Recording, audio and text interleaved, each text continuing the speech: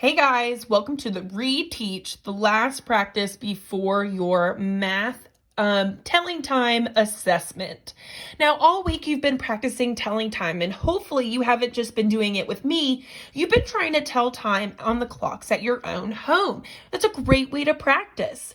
Every time you are about to have dinner, check the clock. Every time you have to do your homework, your schoolwork, check the clock and see what time you're getting started.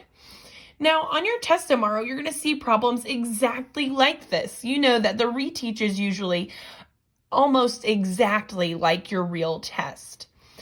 You're going to have to draw your own time on the clocks. 3 o'clock. Now, I remember, because I'm a smart kid, that the shorthand is the hour, the longhand is the minute. And when the minute hand points to 12, you say o'clock. So 3 o'clock. I know that my shorthand needs to go to the 3 and my long hand needs to go to the 12. 3 o'clock. Now, what about 11 o'clock? 11 o'clock. Where does my shorthand need to go? And if it's o'clock, where am I pointing my minute hand? Shorthand is the hour, 11.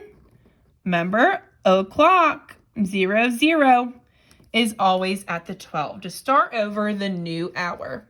Now, you can either just be listening along with me as we reteach this, or you can be doing it on your own reteach paper. It's your choice, whatever works best for you. So you're not only just going to have to tell time on this kind of clock, you're going to get to show me write the time on the digital clock, which is so much easier. But I know that this is what we use at school. This is what people wear on watches. So it's important that we know how to tell time this way as well. What time is here? I should not even have to write this one down for you. It says right there, something o'clock. Well, what number do you see, kids? That's a 6. 6 o'clock. And easy, 10 o'clock. This test is going to be a breeze. Make sure you don't rush, though, and make some silly mistakes. That would not be worth it. Last couple problems, and you can either redo this sheet on your own or move on to your next activity for the day. But I challenge you to try to tell the time on the clocks at your own house. Impress your parents, so show them what you've learned so you can practice for your test tomorrow. This clock is a digital clock, and it says 7:30. I can read that. That just means it's half past what hour? Half past what hour? Well, what hour is it showing you on the clock? 7. Half past 7 or 7:30. Now we're going to write the time on this clock. Shorthand, is it at the 2 or the 3? Always ask yourself, if I'm going around the clock like this, has it made it to the 3 just yet? No, it's still 2. So it's half past 2 or 2. Long hand out to 6. What's that mean, y'all? 2:30. Half past 2 or 2:30.